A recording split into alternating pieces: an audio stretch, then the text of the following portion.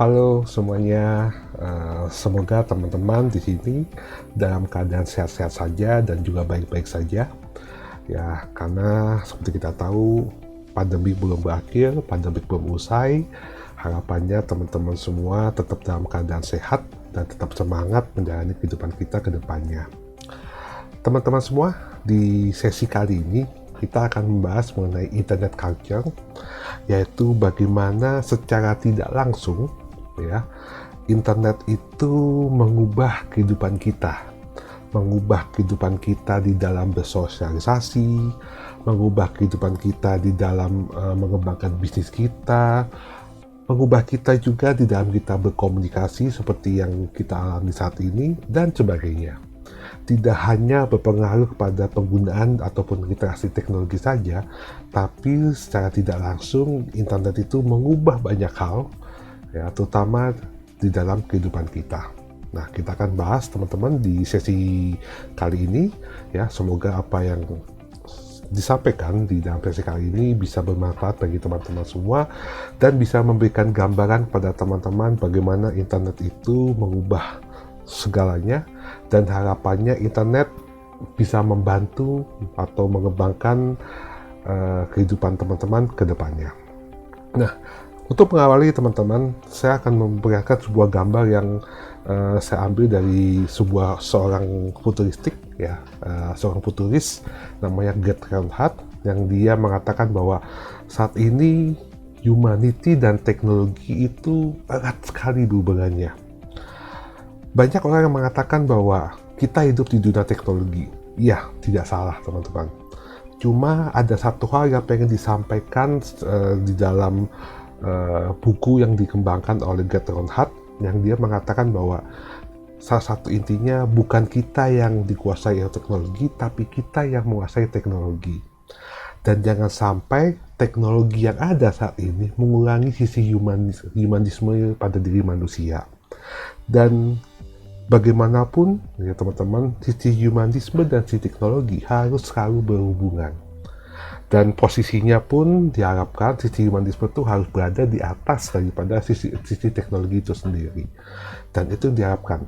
Karena bagaimanapun dua sisi ini, sisi humanisme dan sisi teknologi, di dalam kehidupan saat ini, di dalam kehidupan teknologi digital, ya, di dalam semua kehidupan yang serba teknologi, itu adalah dua sisi yang tidak terpisahkan.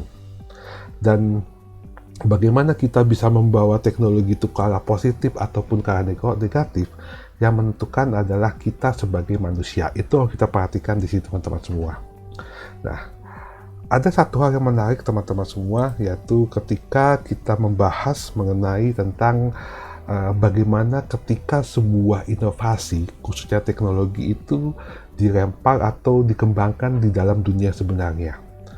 Banyak hal yang terjadi, ya teman-teman, ketika sebuah teknologi dikembangkan atau sudah diaplikasikan di dalam masyarakat atau di dalam kehidupan yang sebenarnya the real world itu ya, banyak beberapa hal yang terjadi bahwa dampaknya itu tidak diperkirakan oleh penggunanya.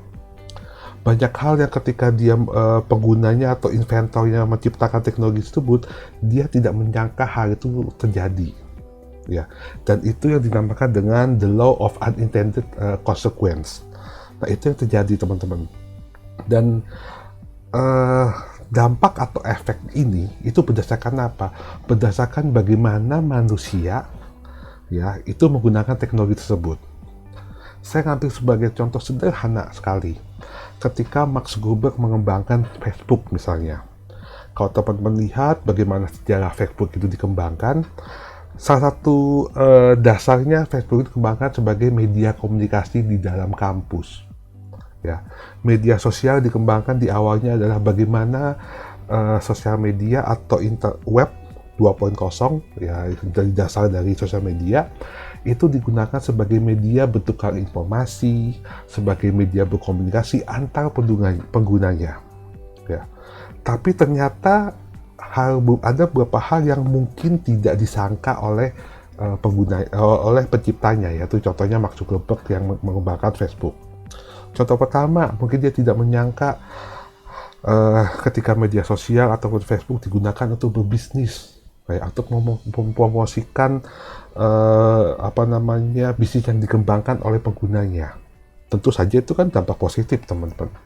Tapi ada lagi dampak negatif misalnya. Dia tidak menyangka ketika media sosial digunakan sebagai media bullying. Dia tidak menyangka media sosial itu digunakan untuk kampanye politik, ya, black campaign di dalam politik, seperti yang banyak terjadi di Amerika dan mungkin juga terjadi di Indonesia. Dia tidak menyangka Facebook juga digunakan untuk menipu orang lain, untuk fake account, untuk mengambil data, dan sebagainya. Ada beberapa hal yang ketika dikembangkan oleh Mark Zuckerberg, itu dia tidak menyangka hal itu terjadi. Tapi ternyata bisa saja terjadi hal seperti itu. Itu tergantung bagaimana orang memandang teknologi tersebut. Nah, itu harus kita pahami teman-teman di sini. Nah, unintended consequence itu digunakan bagaimana kita memandang sebuah teknologi tersebut. Walaupun hasilnya kita memandang sebuah teknologi, pasti ada dua sisi. Ada yang berpendapat itu sisi positif, atau juga ada yang berpendapat itu sisi negatif. Ya, yang menentukan siapa? Kita sebagai manusianya. Ya. Selama kita berpendapat, selama kita berprinsip bahwa teknologi yang kita gunakan itu digunakan untuk hal positif, ya, dan berguna bagi kehidupan kita, berdampak positif bagi kehidupan kita, tentu hasilnya juga akan positif juga. Nah, cuma bagaimana ketika kita tidak punya fondasi yang kuat, kita gunakan teknologi itu untuk sesuatu yang negatif, pasti hasilnya akan negatif juga.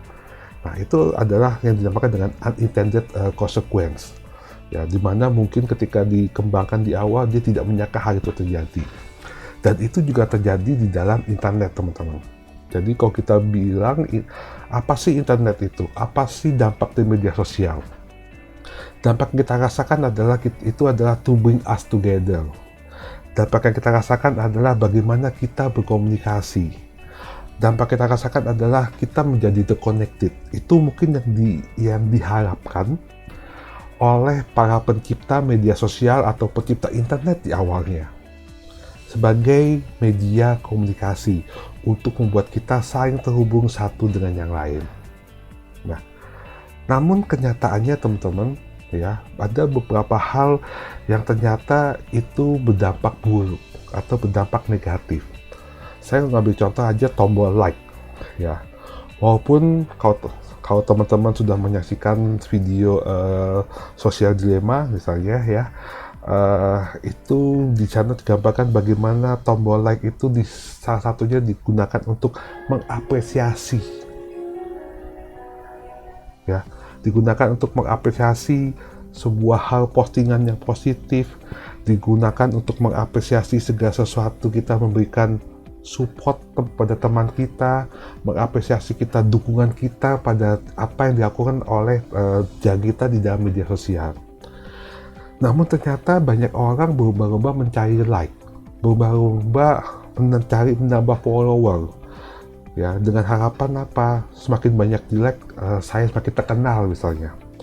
Dan yang awalnya niatnya untuk mendapatkan dukungan, banyak orang menghalalkan segala cara sehingga orang itu mendapatkan like. Nah, itu yang segala sesuatu yang mungkin tidak mungkin tidak diharapkan atau tidak disangka oleh para pembuat sosial media atau pembuat Facebook di awalnya. Dan secara tidak langsung, teman-teman, teknologi itu malah menjadi tidak hanya menghubungkan kita, tapi mengontrol kehidupan kita. Kita tergantung dengan jumlah like. Kalau kita buat posting, kita pengen yang like banyak. Ya, kalau kita membuat media sosial, kita pengen sebanyak-banyaknya mendapatkan follower. Ya, yang tidak kenal pun kita nggak ada masalah. Yang penting follower kita banyak. Kita membuat sebuah postingan atau membuat sebuah IG story, yang penting yang banyak yang lihat misalnya. Nah, itu yang terjadi ada seperti itu. Banyak hal-hal di luar yang tidak diperkirakan akhirnya menambah bisa berdampak pada negatifnya. Nah, seperti tadi saya sampaikan teman-teman, jadi teknologi itu dua sisi, ya. Bisa positif, bisa negatif. Kalau saya gambarkan, bisa heaven, bisa hell, bisa seperti itu. Dan menentukan siapa? Kita sebagai manusia. Makanya selalu katakan, bijaklah dalam menggunakan media sosial, bijaklah dalam menggunakan internet. Ya, kita harus punya fondasi yang kuat dulu. Kita harus punya mental yang kuat yang dulu dalam ketika menggunakan internet. Kita harus punya fondasi dari diri kita, fondasi agama lah, fondasi sikap dan sebagainya. Karena kalau kita tidak punya fondasi, akibatnya adalah teknologi itu yang mengontrol kita. Nah, itulah budaya-budaya yang terjadi, teman-teman, tanpa kita sadari dari adanya internet. Ya. Saya yakin teman-teman di sini mungkin pernah, ya, atau mungkin ada dari salah satu kita yang mengalami salah satu tujuan kita membuat postingan adalah apa? Supaya banyak yang nge-like. Ya. Kenapa kita pengen membuat posting di IG? Karena saya pengen di istilahnya ya narsis lah. Misalnya seperti itu, mohon maaf mungkin kok saya tahu kasar. Tapi istilahnya saya mengaktualisasi diri saya di dalam media sosial. Ya, tidak ada yang salah dengan itu, teman-teman. Itu adalah perilaku dasar dari manusia yang pengen dihargai, yang pengen diberikan support dari sekeliling kita. Cuma jangan sampai hal seperti itu malah mengontrol kita, malah membuat kita terjerumus menjadi ke dampak-dampak yang negatif. Nah, jangan sampai seperti itu. Jadi kita harus ingat batasan kita ada di mana. Nah, itu harus kita perhatikan di sini, teman-teman. Teknologi itu tidak salah, media sosial tidak salah, internet tidak salah. Ya, yang menentukan benar atau tidaknya adalah siapa? Yaitu pengguna internetnya, yaitu kita sebagai manusia. Nah, itu harus kita pahami di sini, teman-teman. Jadi sejak munculnya internet, teman-teman, ya, sejak munculnya internet, informasi itu menjadi bertebaran di mana-mana. Ya, global communication, global informasi itu sudah lahir ke kita, ada di dalam kehidupan kita. Tsunami informasi sudah datang ke kita. Setiap pagi kita bangun tidur hingga mungkin kita mau tidur lagi, bisa dibilang banyak sekali informasi yang muncul di kepala kita. Mulai informasi yang penting, misalnya terkait dengan pekerjaan atau terkait dengan kuliah, sampai informasi yang mungkin dianggap tidak penting, ya seperti postingan teman-teman kita misalnya, atau hal-hal yang receh di dalam media sosial kita, ya, sampai informasi yang memang sesuai dengan hobi kita, banyak sekali. Jadi kita tuh sudah berada di sebuah kontrol informasi yang begitu banyak bersebaran. Ya, makanya dikatakan adalah tsunami informasi. Sehingga sadar atau tidak sadar, ya, kita menjadi tidak bisa hidup tanpa adanya internet. Ya, ketergantungan sekali dengan si handphone ini, teman-teman semua. Ya, mungkin lebih baik ketinggalan dompet daripada ketinggalan handphone, ya. Pagi kita bangun tidur, kita lihat postingan, kita lihat grup WA, kita mau beli sesuatu, kita buka aplikasi, ada aplikasi Gojek, Grab misalnya, kita mau pergi sesuatu, ya kita percaya pakai Grab Bike, Grab Car, GoCar, ya, dan sebagainya. Ya, sampai kita mau belajar, kita mau baca sesuatu, kita buka HP, ya, kita mengirim transfer uang dengan HP dan sebagainya. Sehingga tanpa kita sadar, kita tidak bisa lepas dari namanya gadget. Kita tidak bisa lepas dari internet. Nah, berdasarkan data dari Statista, teman-teman, ini data beberapa tahun yang terakhir, ya, ada yang menarik di sini. Ada negara, yaitu negara India, itu adalah negara yang tidak bisa hidup tanpa adanya internet. Itu dipegang oleh India. Yang kedua ada United Kingdom, ketiga China, ya, Jerman, Amerika dan sebagainya. Tapi India. Jadi kalau teman bisa searching bagaimana India itu, masyarakatnya sekarang sudah istilahnya mau ngapain apapun tuh harus dengan internet, ya. Jadi ada sebuah statement bahwa masyarakat India itu tidak bisa lepas dari internet, ya. Bahkan ada sebuah, bukan bercandaan ya, tapi ada sebuah hal yang dia sampaikan bahwa di India tuh roti, kabda, dan juga internet. Ya, kabda itu titik yang ada di atas itu, teman-teman. Jadi ini adalah 3 hal terpenting di dalam hidup masyarakat yang ada di India. Ya, jadi bisa teman-teman bayangkan betapa ketergantungannya masyarakat India terhadap internet itu sendiri. Nah, pertanyaannya adalah bagaimana di Indonesia?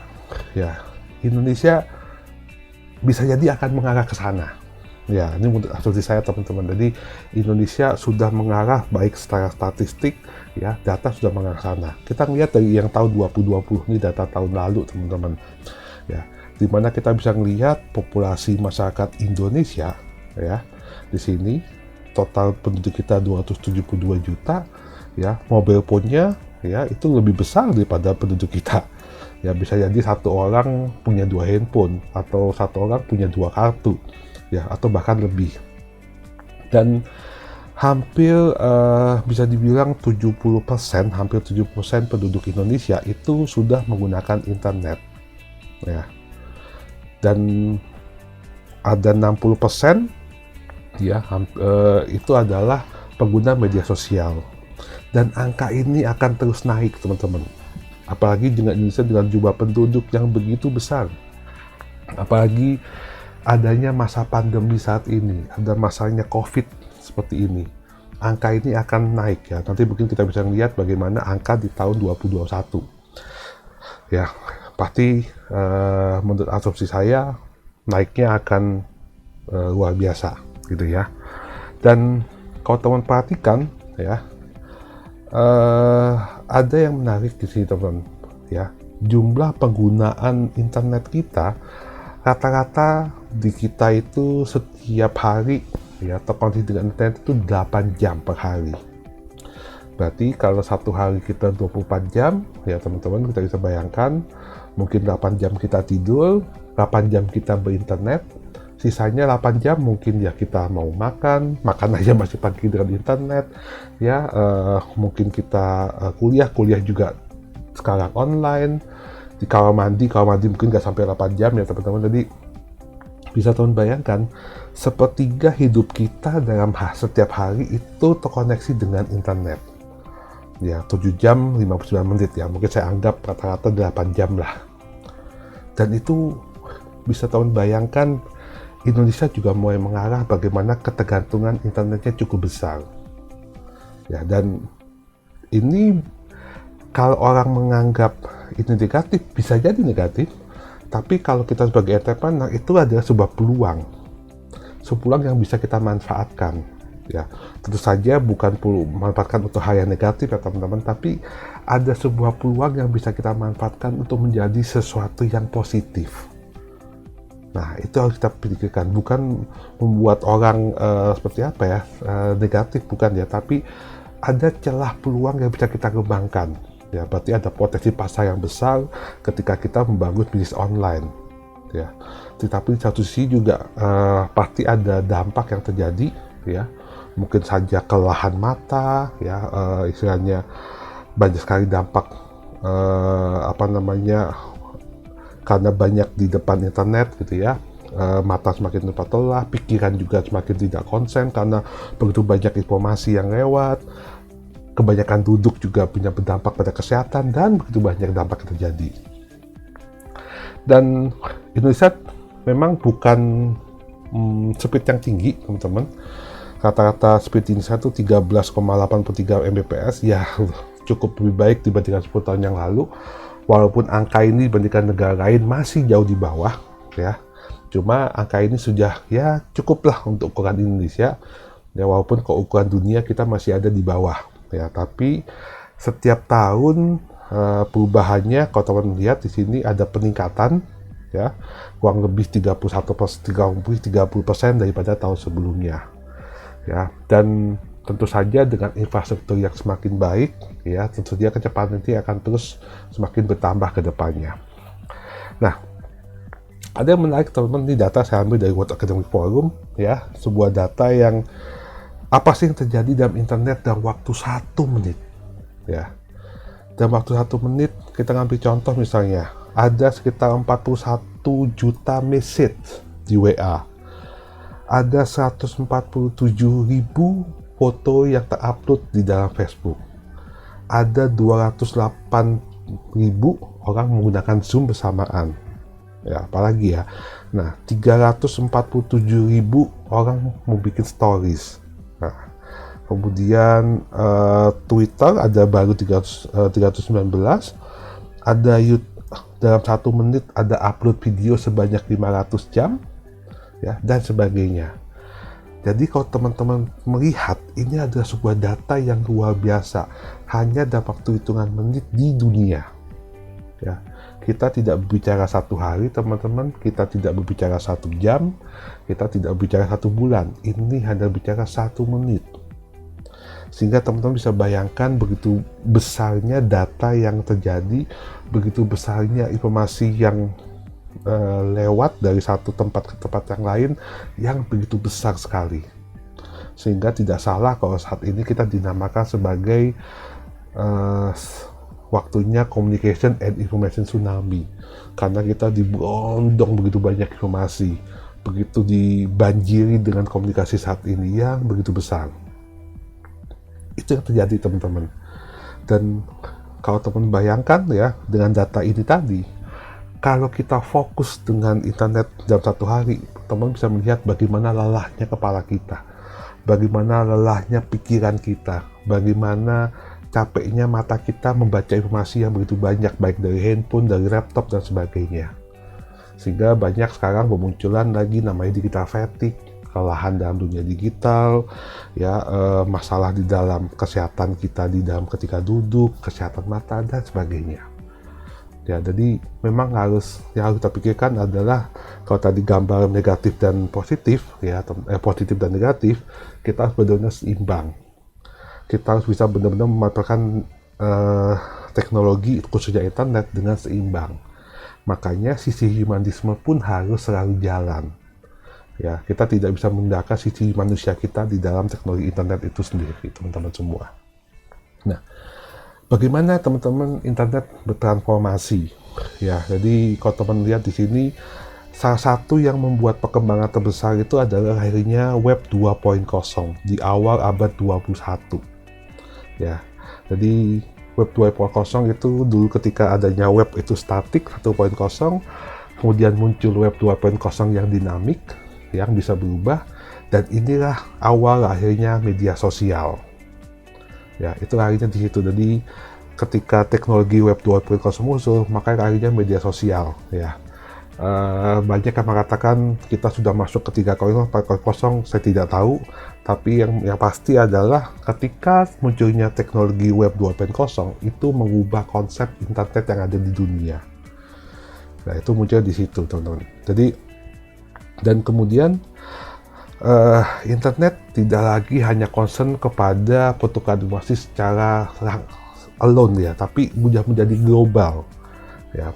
Kemudian bagaimana internet juga menjadi menjadi berkembang untuk sosial hubungan secara sosial, ya, dan juga informasi juga menjadi berkembang dan mengubah kehidupan bermasyarakat kita.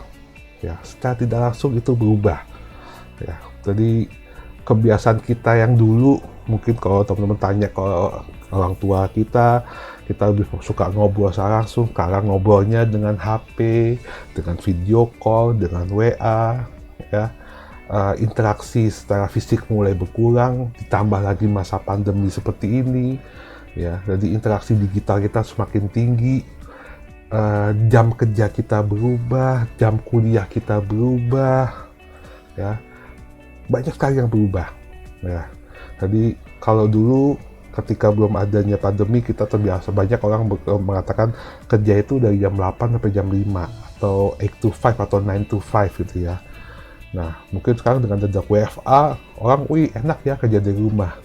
Di satu sisi memang kita enak di rumah, tapi di satu sisi jam kerja kita berubah, bukan lagi 8 to 5 atau 9 to 5, bisa jadi 24 jam, teman-teman. Ya, bisa jadi seperti itu. Jadi banyak sekali yang berubah saat ini, ya. Kalau istilahnya, kalau di dalam World Economic Forum kemarin ada namanya Great Reset, bagaimana dunia itu sedang reset istilahnya. Jadi itu mungkin yang satu yang istilah yang ditonjolkan di dalam World Economic Forum kemarin. Nah, kemudian dengan berkembangnya internet, ya, yang awalnya hanya di desktop, di PC, personal computer, sekarang mulai berkembang menjadi apa? Mobile internet. Sebuah revolusi yang luar biasa ya, teman-teman. Jadi tidak hanya melihat dari komputer screen, gitu ya, tapi menggunakan mobile device. karena kita bisa stop online dimanapun kita berada all the time. Ya, sangat bisa di mana-mana saja. Itu satu perkembangan yang luar biasa. Bahkan menurut data pun orang sekarang sudah lebih enak, lebih suka menggunakan handphone atau smartphone untuk mengakses internet. Ya, jadi ya itu dua sisi ya. Walaupun sekarang ketika kita WFH, laptop pun kita banyak mengakses menggunakan desktop. Kemudian ada peluang di dalam bagaimana kita membuat sebuah komunikasi dengan internet. Ya, salah satunya adalah media sosial. Dan itu mengubah aspek kita, mengubah cara kita mendapatkan berita, mengubah kita berkomunikasi, mengubah kita di dalam membuat kolaborasi bisnis, ya, dan sebagainya. Termasuk juga bagaimana kita membangun branding diri kita ataupun mengubahkan brand image dari perusahaan kita di dalam dunia internet. Itu berubah semua, ya. Komunikasi bukan hanya sebagai personal, tapi juga bagaimana perusahaan kita, organisasi kita bangun, bisnis yang akan kita kembangkan, itu bisa eksis dan bisa berkolaborasi di dalam dunia internet, khususnya melalui apa? Media sosial. Itu yang harus kita pikirkan. Kemudian education, nah ini paling penting teman-teman. Jadi ada satu hal yang buat teman-teman semua di sini itu menjadi sebuah peluang ya, yang kalau teman-teman manfaatkan ya. Mungkin saat ini teman bisa belajar dari YouTube, dari platform e-learning. Ada hal yang mungkin tidak bisa kita lakukan ketika kita offline, yaitu teman-teman bisa mendapatkan akses ya pembelajaran dari manapun, dimanapun, dan kapanpun. Kalau dulu ketika saya zaman kuliah ya mungkin masih 20 tahun yang lalu, saya punya mimpi misalnya kapan ya saya bisa belajar dari MIT, saya kapan ya belajar dari Harvard Business School misalnya. Sekarang kita bisa mendapatkan itu, bisa berbayar, bisa gratis. Dengan adanya MOOC, ada Coursera, adanya edX, kita bisa belajar dari kampus di Amerika, kita bisa belajar dari kampus di Eropa. Ya, itu karena apa? Internet, teman-teman. Kalau dulu kau pengen belajar, saya harus pergi ke sana, saya harus tinggal di sana. Sekarang kita hanya duduk di sini, kita buka laptop, ya, kita bisa face to face dengan dosennya, mendapatkan ilmu, ya. Kemudian bisa jadi kita dapat sertifikat langsung, ujian secara online. Itu dulu suatu hal yang tidak dimungkinkan. Sekarang internet mengubah itu semua. Ya, itu satu sisi keuntungan. Ya, kalau dulu kita mau belajar sesuatu harus ke toko buku, ya, beli buku, kita nyimpen di lemari yang banyak bukunya. Sekarang semuanya serba e-book misalnya. Banyak sekali yang bisa kita manfaatkan. Jadi itu peluang bagi kita, dimana kalau dulu perpustakaan itu yang ada di kampus atau di sekolah itu yang menjadi target kita, dan internet itu adalah perpustakaan terbesar di dunia. Kita mau mengakses apapun, mau cari apapun, mau belajar apapun bisa, hanya dengan mengetikkan sesuatu di search engine, hanya bisa mengetikkan sesuatu di dalam Google. Itu kekuatan kita saat ini teman-teman.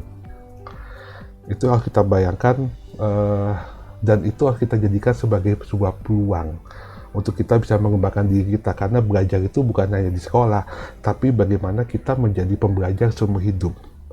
Ketika teman-teman sudah lulus, ketika teman-teman sudah bekerja, tetap harus belajar ya, karena supaya kita bisa beradaptasi dengan perkembangan dunia yang ada saat ini.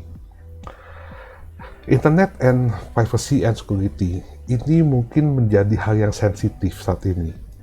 Kalau teman-teman tahu, masih ingat bagaimana banyak isu WA ditinggal, orang beralih ke ke Telegram ya, karena ketakutan dengan privacy dan security-nya. Ini bisa dibilang adalah sesuatu dampak negatif dari adanya internet. Banyaknya pencurian data, banyaknya orang ditipu di dalam media sosial, banyaknya penipuan, banyaknya fake account, banyaknya bullying di dalam media internet dan sebagainya. Jadi ini ada sebuah tantangan yang harus kita perhatikan teman-teman. Ya, dan itu adalah sebuah masalah yang harus kita hadapi bersama. ya. Jadi itu memang menjadi sebuah solusi, menjadi sebuah permasalahan yang kita cari solusi ke depannya. Jadi kita harus juga memikirkan tidak hanya membuat sebuah konten yang negatif saja, ya, atau membuat konten yang biasa saja, tapi kita bisa memenuhi internet itu dengan sebuah konten yang positif, sehingga hal negatif itu menjadi hilang lama-kelamaan. It's not easy, ya, itu memang tidak mudah, tapi itu harus kita lakukan. Kemudian internet dan budaya itu sendiri. Dengan adanya tidak adanya batasan tempat, tidak ada batasan waktu, tidak ada batasan negara ketika kita masuk ke internet, budaya pun menjadi sebuah budaya yang global. Ya, jadi yang paling penting adalah internet itu bukan hanya sebuah teknologi, tapi dia adalah sebuah budaya, ya, yang harus kita bawa ke depannya. Harus kita pahami bahwa dengan adanya hilangnya batasan seperti itu, budaya kita pun harus kita tetap unggulkan, ya, karena itu menjadi sebuah kekuatan.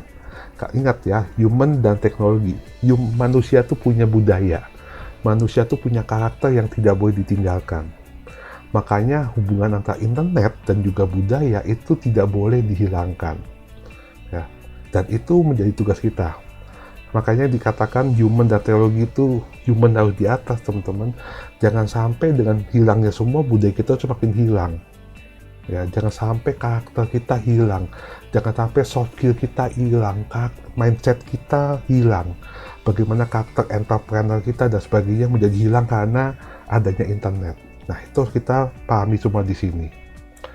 Kemudian internet and social and political activism. Ini sebetulnya banyak terjadi di Amerika dalam beberapa tahun terakhir, ya. Jadi bagaimana kalau teman perhatikan banyak sekali isu-isu yang terjadi di beberapa negara, mungkin bisa juga termasuk bagaimana ketika terjadi isu-isu politik, ya, masa-masa pemilu, masa kampanye, internet itu ya istilahnya sudah gak nyaman lah, ya, kubu ini kubu itu, ya, banyak black campaign. Nah, itu adalah ini sebuah dampak yang sebetulnya tidak diharapkan oleh para pembuat daripada media sosial itu sendiri. Namun dengan perkembangan perilaku manusia, ya, itu hal ini bisa terjadi. Nah, itu yang kita pahami, teman-teman. Jadi jangan sampai hal-hal seperti ini, ya, mengubah perilaku kita atau membuat kita menjadi terperosok ke hal yang negatif. Itu harus kita perhatikan. Kemudian internet and consumer trend, ya, bagaimana teknologi yang ada ini mengubah gaya hidup kita, mengubah gaya hidup kita dalam membeli sesuatu, dalam berbelanja sesuatu. Contoh yang paling sederhana adalah karakter kita dalam membeli sesuatu sekarang. Kita pengen beli sesuatu, pengen ganti handphone, pengen cari tren baju yang terbaru, di mana? Ya, di internet. Kita search dulu informasinya, kita search produk yang pengen kita beli, itu di mana? Di internet.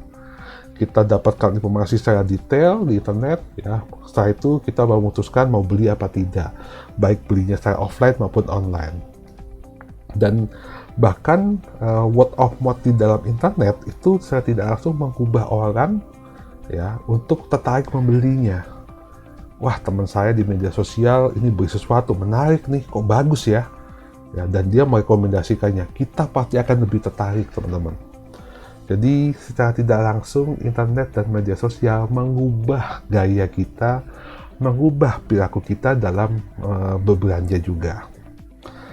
Dan yang terakhir adalah the internet and the economy. Ini terkait dengan bagaimana internet menjadi satu faktor di dalam mendorong pertumbuhan ekonomi, yang mungkin sempat kita bahas dengan namanya digital economy.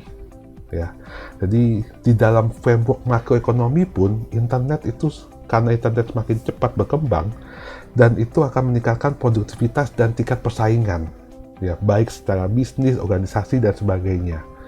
Dan salah satu pendorongnya adalah bagaimana digital ekonomi itu meningkatkan tingkat perekonomian sebuah negara. Ya, e-commerce tentu saja, online bisnis itu angkanya bukan kecil lagi, itu sudah luar biasa. Bahkan bisa dibilang mayoritas pertumbuhan ekonomi kita itu didorong dari mana? Dari digital ekonomi. mulai dari pembayaran digital, online bisnis yang ada, e-commerce dan sebagainya. Nah, ke depan teman-teman yang harus kita perhatikan adalah bagaimana ke depannya komunikasi kita secara sosial, bagaimana kita berinovasi, bagaimana kita membangun mobile teknologi, dan juga mengembangkan konektivitas kita di dalam kehidupan kita. Suka atau tidak suka, teman-teman, digital teknologi ataupun internet itu ada di sekeliling kita. Ya, kita mau bangun pagi sudah ada konek internet, mau makan konek internet, mau belajar internet, mau kerja internet, mau pergi internet. Apapun internet itu sudah ada di dalam kehidupan kita. Namun yang paling penting adalah jangan sampai hal tersebut membuat kita dikontrol oleh internet ataupun teknologi. Jangan pernah lupakan sisi manusia kita. Kita harus ingat bahwa kita adalah manusia ya, yang punya perilaku aslinya seperti apa. Ya, bahkan kalau saya pribadi saya menyarankan ya sisihkanlah waktu berapa jam dalam satu seminggu untuk kita lepas dari gadget, untuk kita lepas dari internet. Kembalilah kita berperilaku sebagai manusia pada umumnya. Karena hal itu membuat kita ingat kepada diri kita seperti apa dan membuat kita mengurangi ketergantungan kita pada internet. Itu mungkin kalau dari saya pribadi. Ya, kalau teman-teman pasti harusnya punya cara masing-masing bagaimana mengurangi ketergantungan kita kepada internet. Ya, bukan menghapus ya teman-teman, tapi mengurangi. Karena bagaimanapun kita hidup di dalam dunia teknologi dan internet, mau tidak mau kita akan memanfaatkan itu sebagai salah satu competitive advantage kita, ya, bukan dihilangkan.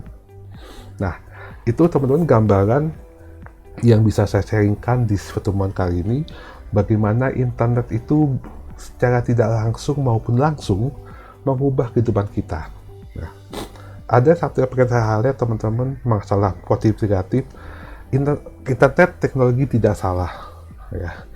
Yang penting adalah bagaimana kita memandang teknologi tersebut dan bagaimana kita memandang internet tersebut. Kita membawa ke arah positif atau ke arah negatif itu tergantung pada kita. Tergantung pada sisi manusia kita dan fondasi kita di dalam menggunakan internet tersebut.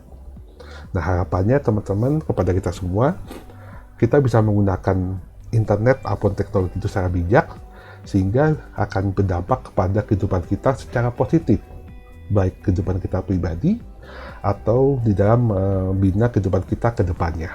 Nah, itu yang bisa saya sampaikan teman-teman semua. Semoga apa yang saya sampaikan bisa bermanfaat bagi kita semua. Dan mohon maaf kalau ada salah-salah kata atau ada satu hal yang mungkin kurang berkenan pada teman-teman semua. Semoga yang saya sampaikan bisa bermanfaat bagi kita semua. Saya Heru Wijayanto, sampai ketemu lagi di pertemuan selanjutnya. Terima kasih dan tetap sehat selalu.